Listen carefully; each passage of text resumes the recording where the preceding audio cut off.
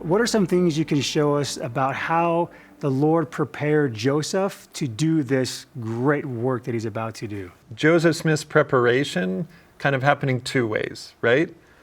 One is that a lot of this happened before he got involved. The plates are buried in this hill.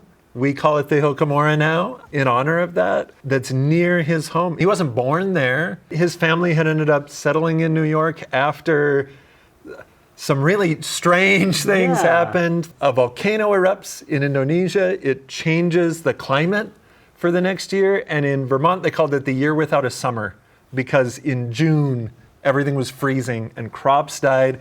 And so for a family like the Smiths that were just barely making it anyway, they felt really driven to this place. And that was hard.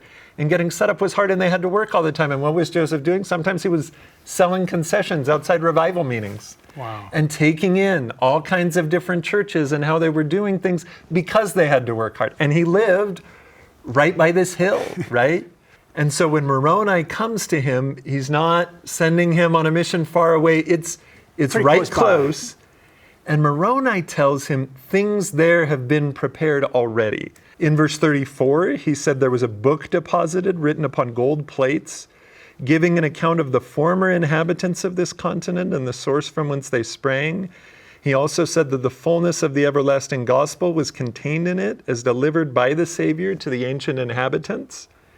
And then in addition to that, he says in verse 35, also that there were 2 stones in silver bows. And these stones fastened to a breastplate constituted what is called the Urim and Thummim, deposited with the plates.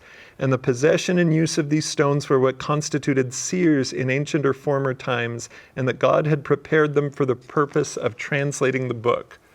So there are these things that have always been there.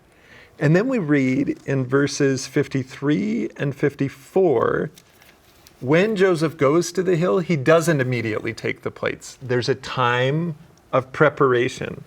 It says in verse 53, I made an attempt to take them out, but was forbidden by the messenger, and was again informed that the time for bringing them forth had not yet arrived, neither would it until 4 years from that time.